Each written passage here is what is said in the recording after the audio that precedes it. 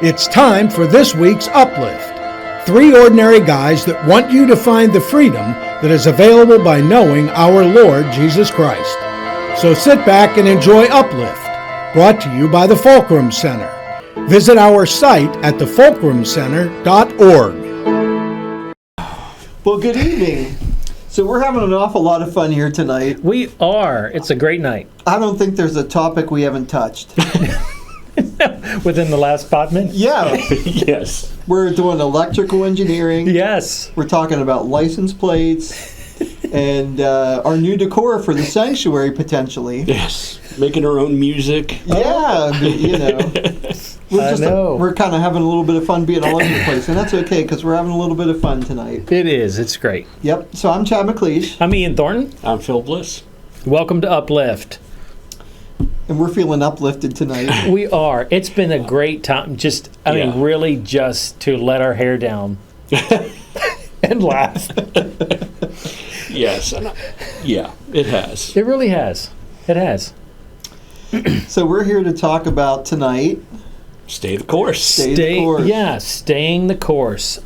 Steadfastness was another word that we threw out as far as those things. And you know what? It's great sometimes just to laugh and cut loose a little bit and not be so serious. Mm-hmm. You know what I mean? Yeah. Because you know what? It is just... If God inhabits the praises of his people, imagine how much he loves to hear his kids laugh. Mm-hmm. Mm-hmm. Even in the face of things, because it's at that moment that you're just like, you know what? I know God's got this. Mm-hmm. He is handling these things. I don't have to carry this burden. He's not surprised by what's going on or by what he sees. Mm-hmm. That is true. He's got this. Mm-hmm. He really does. Mm-hmm. So we can be uplifted. Yes. Mm-hmm. The problem is we're human. Yes. But that is so important. And I was looking for a verse before we started, and I came across Psalm 27:14. And in the verses prior, it's talking about my enemies are trying to destroy me, and God says, wait on the Lord. Yeah. Yes, wait on the Lord. Mm-hmm. And that's so appropriate, I think, for this time that a lot of people are going through right now, because as Chad has said many times before, the squeeze, he calls it the squeeze. Yeah. There's lots of things happening, from prices going up and not just one thing, everything. I told Tanya the other day, I said, well, our cell phone bill went up, and she said, why? I said, I guess everybody wants their cut. It was some kind of tax or something that raised every phone by $1.74. But when you have as many phones as we have in our family, it's like $15. Yeah. So, everything is just going up, and people are really feeling the squeeze. But God knows what's going on, and we just need to stay the course that we are on, because He will provide. So just wait on the Lord. Yes, wait on the Lord. Yeah, and like you said earlier, Phil, we do think, and people can say, well we're human, and so what am I supposed to do? And a lot of times we don't realize that waiting or being patient is doing something. It's the waiting and the patience is exercising our trust, and it's exercising our faith in the promises that God's given us. And you know what? Sometimes that's really, really hard. It's really, really hard to just wait and to be patient. But that is showing our trust and our faith in God. And it's growing us. It's building us. It is. Yeah. I've always had a difficult time understanding the timing of things, because it's like when you're standing in the midst of a storm, you're number one, you're distracted.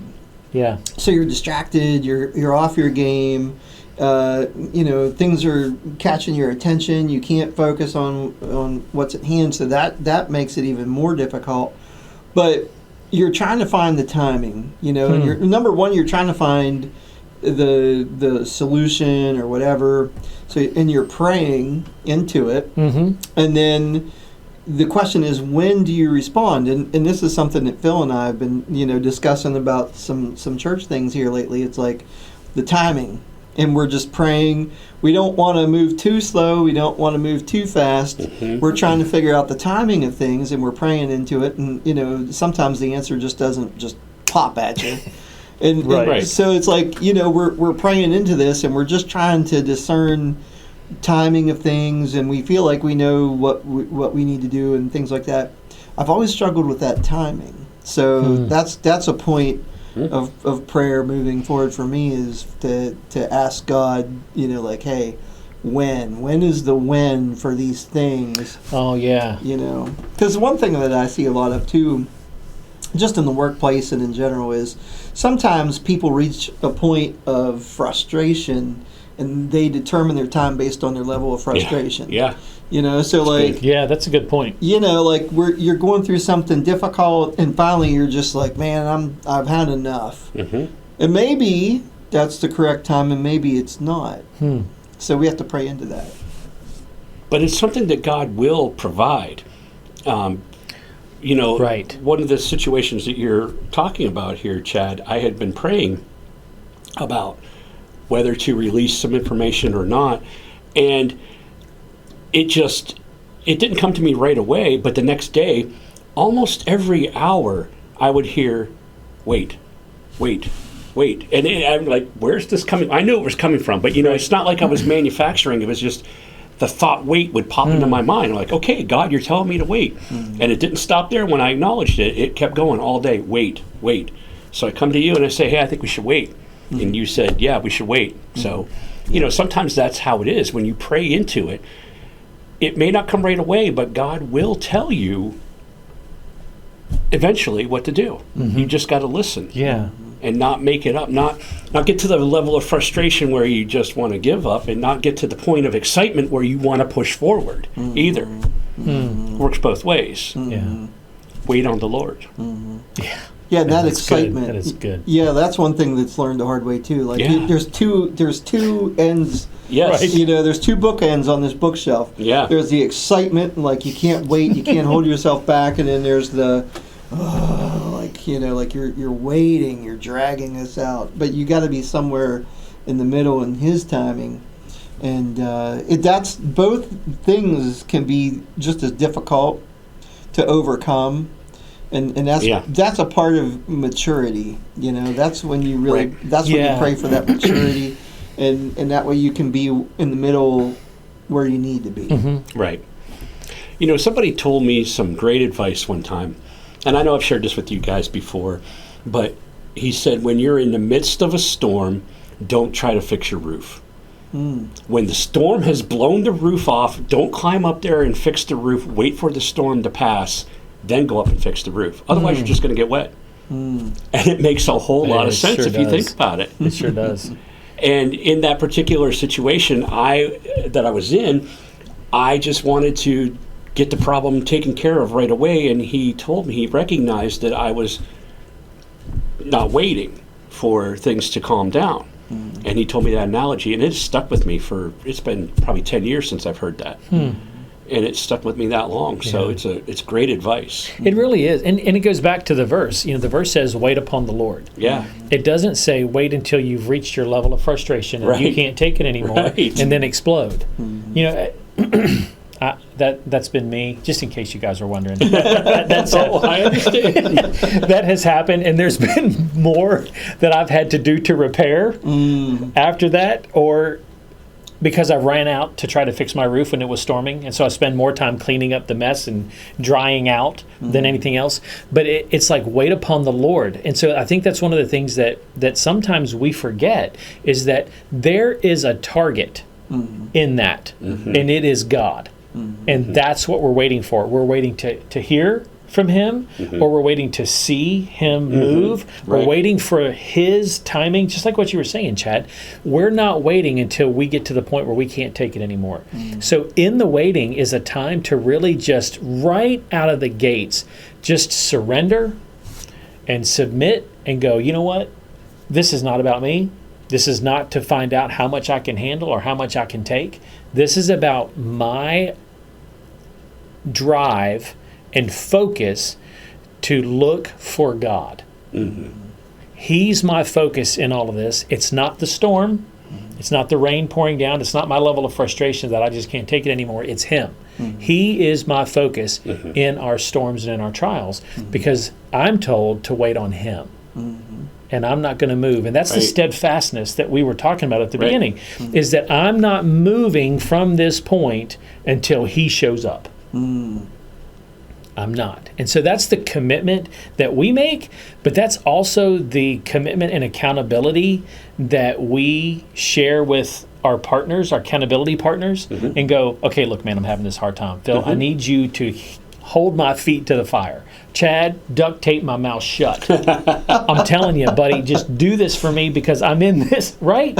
Isn't that what we really need to pull and draw from each other as we're waiting on the Lord? Because you know what? That's what we're told to do. And it's one of those interesting verses that is twofold. We are told to, it's a commandment, there's an issue also there, but it's also a promise.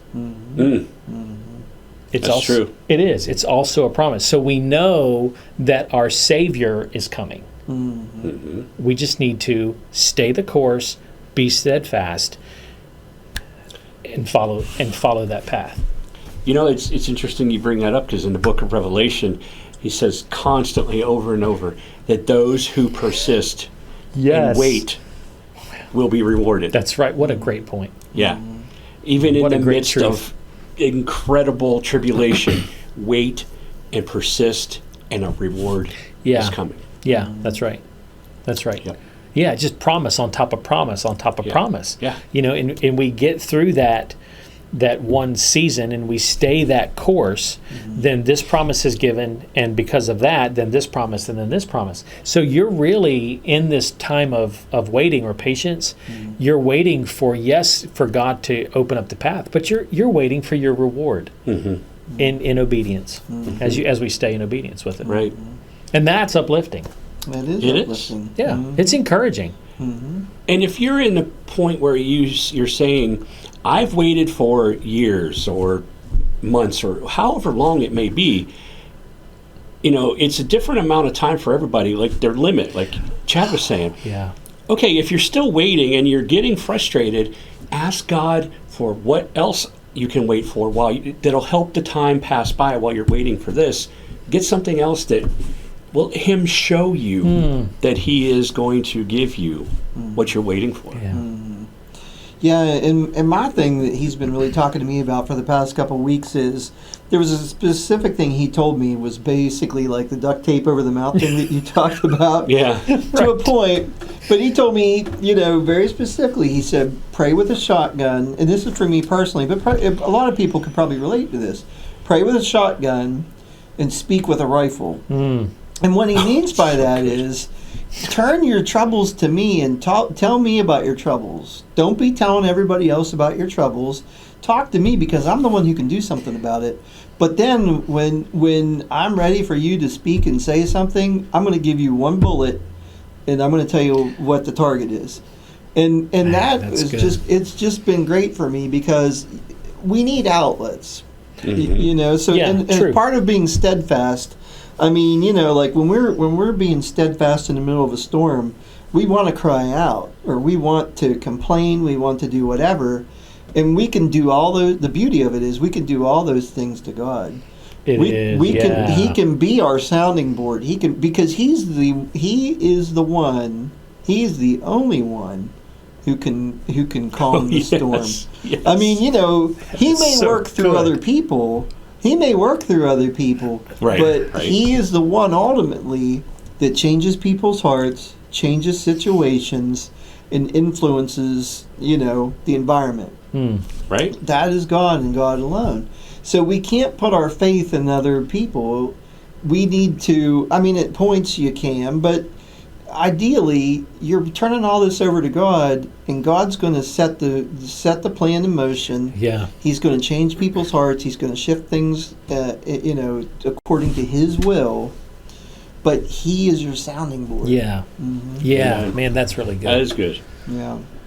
Yeah. Yeah. So often, you know, like we try to remain steadfast, but we also try to maintain control over everything. Like we want to try to shift and control everything ourselves, and we just don't have the leverage. And not always Yeah. from selfish ambition either. Sometimes Right. it's you just care Oh. for others and you want to protect, but sometimes you've got to give that back to God.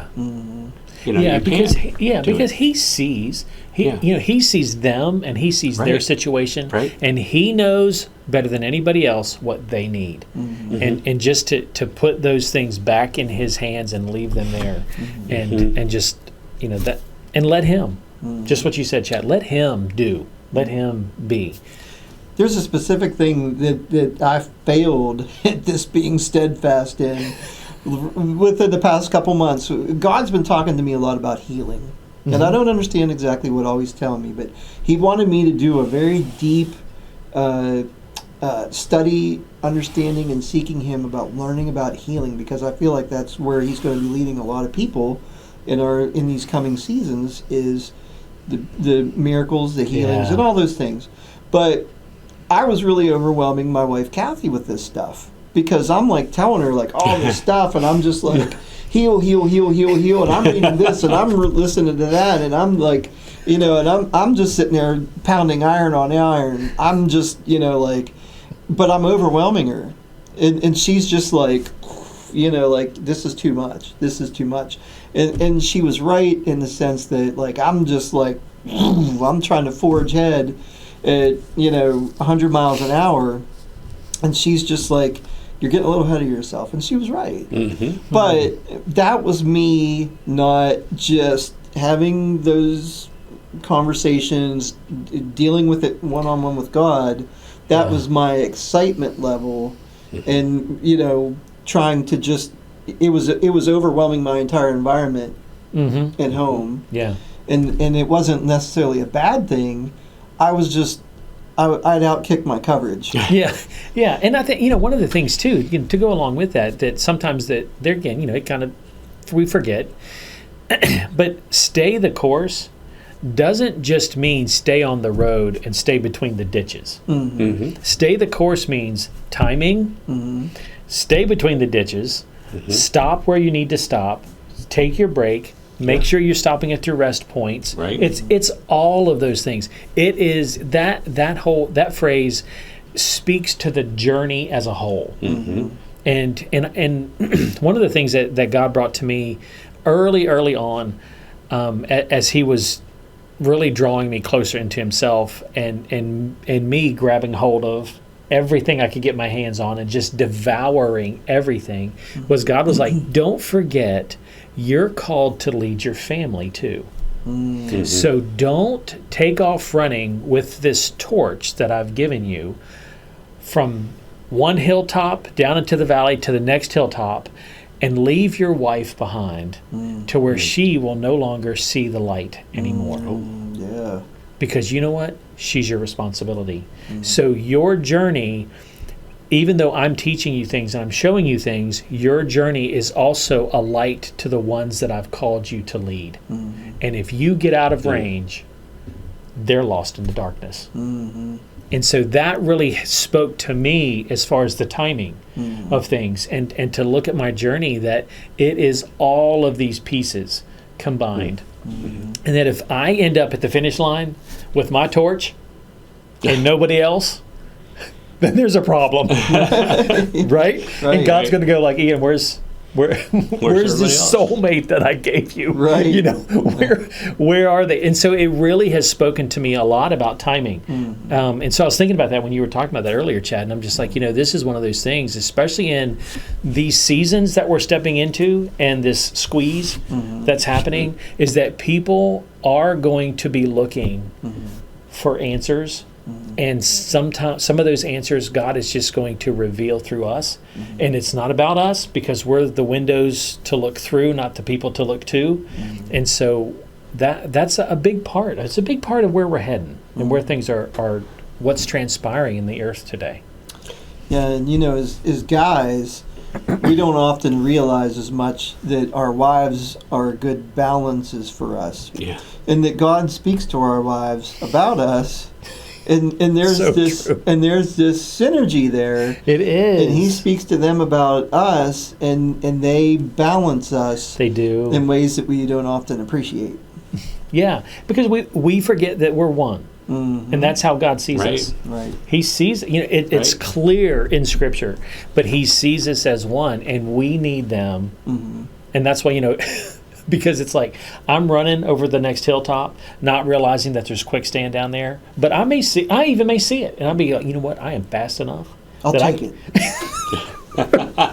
Isn't it? Yeah. And Julie's Yeah. like, Ian, No. this is not going to end well. Right. And so Right. she still is the one on the edge of the quicksand that will throw me the vine Mm-hmm. in the rope and pull me back out, but it's that balance that you talked about.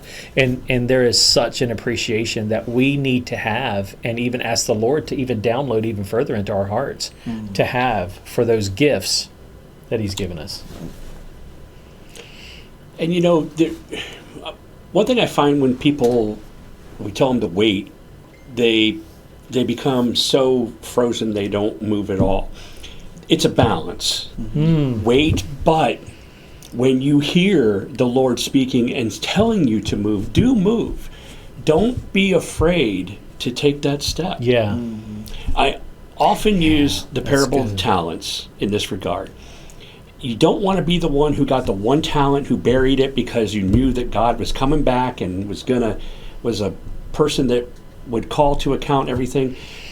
Use it. Yeah. Use what God has given you. Understand the timing. Mature in the process. Have others help you along the way, people you trust. But don't just stay frozen in time, because that's not good either. No. You've got to move when the time is right. Yeah, because it can get comfortable. It can. It really can. It can't. That point of, I've just waited here, and you know what? I'm just kind of safe. I can tell you from experience, there was a time when I was waiting and waiting. Okay, I'm waiting. The whole time I'm hearing, now, go now, move. I'm hearing all these words, and I'm like, okay, God, I'm still waiting. And finally, I'm telling you, the Lord just picked me up and pushed me. And not physically, but there was one day that just came that like, whoa, I think I've been waiting too long, and then I got to go, So he got a little bit forceful with me. But a good dad does. Right. He'll move them. We've all moved our. Okay, it's time to go. Let's go. Right. And I wish I could. It's not something you can really put into words the way I knew. But I can tell you from experience, don't just get stuck on the waiting. You've got to be listening and knowing and discerning when God is telling you it's time to continue with the process.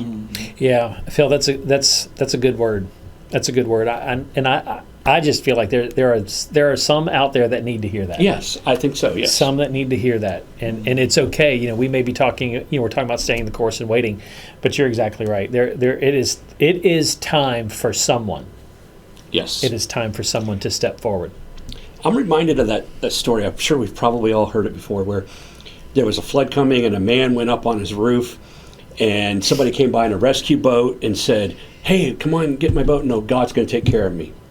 And then the boat went away, and then a helicopter comes, drops down a ladder and says, "Come on, I'm rescuing you." "Nope, God's going to take care of me." And the waters rise, and the man drowns and gets up in heaven, and he says, "Lord, why didn't you take care of me?" He said, "I sent you a boat and a helicopter, but you didn't act." Yeah. We've got to act. We can't just get stuck. Yeah, you can't stay the course if you're not moving. That's right. Yeah. Yeah, so we wait, but we move, and we wait, and we move, and like you said, take your breaks, stay within the ditches, but not getting too far ahead. It's just all a balancing game that God will walk you through. He will walk you through it. He will. He will. That's good. It is so amazing to get closer to Him in this process. Learn from your mistakes. He's not holding them against you. Right. Learn from your mistakes and move forward. Your mistakes can destroy you if you let the enemy use them against you. Cast them off, repent, move on. Yeah. Yeah. Move on. That's good. Good stuff. It is. Very good. I'm waiting for the. I know. Chad and I are just waiting watching for the next word of wisdom to come to us. And everybody looks at me. That's not fair. No, I'm still processing what you said, but what I'm waiting for is. Oh, you're waiting for the we're out of time. Yeah, I'm waiting for Phil. Me too. To come in with his power moment and say, we're out of time. We got 5 minutes. We got 5 minutes? We got 5 minutes. You're kidding. That's funny. Yeah, I mean, we see it in the workplace. We see it in all the different aspects that we're in. No matter what role we're in, the staying the course can be moving, standing. It can mean different things. Yeah. It really can. Yeah. And we've seen it and we've experienced it. And in my situation in the business world, I see it all the time. Because I pray now a lot more during the workday than I ever did before, a lot, and because in the business world, so much of it's about timing. I mean, in what we do, what I do, it's like there's a lot of time components. Do we wait? Cost of the materials that we use. Yeah. Do we wait? And in the old days, we'd say we'd roll the dice. And now I'm seeking God's guidance rather than rolling dice. There we go. But I'm trying to discern, I'm praying over the business and saying, Lord, give me good guidance here. Help me in my role. Help me make good decisions that are good for the company and good for the people here, and to try to ask God for his wisdom and guidance in making these decisions. That's staying the course. Do we move? Do we stay? And also in training people, you guys have both experienced this in different aspects, in the business world, in your pastoral roles, in your ministry roles, bringing up new and young people. That is also a lot of discernment in timing and when to say what and all these things, because you're trying to understand what they know, what they're ready for. Yeah. And even your children. That's so true. You guys both have children. When are your children ready to make this next step? When are these new Christians that you guys interact with, when are they ready to take their next step? Or even not new Christians, but growing Christians who are growing in their maturity and their spiritual nature. When are they ready to take the next step? When are they ready to learn about these new things? So you guys are seeking God for guidance. Right. And you're staying that course with other people. So staying the course, not just for you, but these other people that you interact with. Yeah, because if you push somebody too quickly, you can push them away, or you can harm them. There's a reason we don't let people drive until they're 16 years old. Right. And even then, I think that's a little too soon. But like my example last week, when I almost put my mom through the car, through the windshield, when I stepped on the brake really hard. You don't want to push somebody before they're ready. And part of that discernment is knowing, waiting for God, listening to his voice. Okay, now's the time to bring up this topic, or not that one yet, hold it back, and here's something else. It's a balancing act. It is. And people compare, no matter what you do for a living or whatever your role is outside of church, you can put this into practice and pray about it in your work environment. Even if you're, if you're a nurse or if you work in the medical field or whatever, pray to God and be like, okay, how do I interact with this particular patient in this situation? There's a fellow at work, he's battling cancer and he's really struggling through the chemo and stuff, and I'm praying with him. I'm trying to work with him because he's still trying to work, struggling working, so I'm trying to help him with his workload. We're trying to stay the course.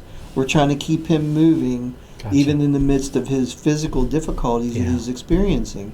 So we're trying to stay the course, and it's not easy because we're trying to keep a good pace for him. And I turn to God for prayer, not only to see him through his illness, but to keep him moving in his purpose. Right. Right. So, Right. Yeah. I think that's good advice for everybody, no matter what your situation is. Number one, seek God. Yeah. Absolutely. Because what other opportunity? What alternative do we have? I say that a lot. I'm like, that's going to be like my slogan. What alternative do we have? Right. We can rely on ourself, and we'll get as far as we can take ourselves. Yeah, because we'll hit our limit. Mm-hmm. Yep. And then what? Mm-hmm. Yeah. That's good for me, Chad, because I often run into people that, for whatever reason, God's put them in my life where they just don't believe in God, or they don't believe in what I'm saying, and it causes me great frustration. Mm-hmm. And, sure, what alternative is there? Well, you ask them, and they feel like they can handle things themselves at times. And I have been learning to just wait to let God work in them. That it's not my responsibility I've done my part, or I'm doing my part, and I have to now let God work on them. And sometimes that's hard to pull back on that, because I have this desire to help people, but I have to pull back sometimes because they think they know a better way. Yeah. So you've learned in your maturity, you've learned to pray over that situation. Yeah. And that's what you do, Right. is you pray over that situation, because I've watched you do it. You pray over it, and you let it happen in God's time. Yeah. According to His will. And then you realize that other person's got free will. That's right. So they have to meet halfway, or at least part way. They have to, they have the choice. Right. But you can't control that choice, but you can control your prayer. Right. Yeah, and, Exactly. and Very good and, point. Yeah, and through that's where God gives you the course. Here's the course I want you to take. Right. Right. Yeah. And so then he gives us the strength to follow the course, to be obedient, and to follow the course. And but at the same time, He is still working on and with that person, because He loves them just as much as He loves us. Yeah. That's good. Really good. 5 minutes goes fast. It does. It does. See, I didn't stay the course. I should have just stayed the course, and Phil would have naturally evolved. That's right. It would have happened. You got to wait. I got ahead of myself by 5 minutes.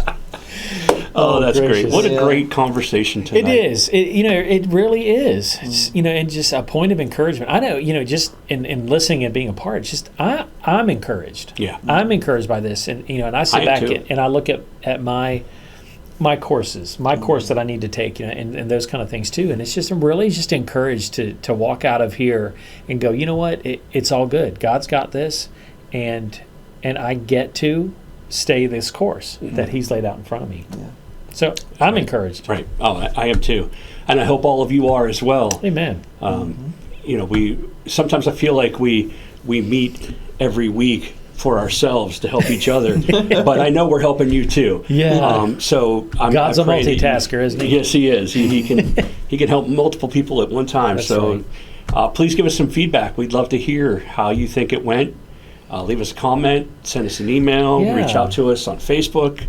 Send your prayer requests. Smoke signals, carrier pigeons, whatever you want to do. We'll get the answer somehow. Best thing is tell God and He'll tell us. Yeah. But yeah, let us know how we did. We'd really love to hear from you. We certainly would. We certainly would. Yeah, we appreciate your comments, and we appreciate anything you'd like to hear us talk about. Yeah. Yeah. Yeah. One of these days, Chad's going to get one that he is not going to be able to help with, and I'm just going to sit back and smile. Yeah, we're going to stare at him. Because he always says, give us anything. That's right. Well, I mean, I might have an answer. It may not be right. I may not stay the course where I'm supposed to be with that answer, but that's okay. He'll forgive me. Yes, He will. All right. Thanks for tuning in tonight, and we will see you again next week. Absolutely. God bless.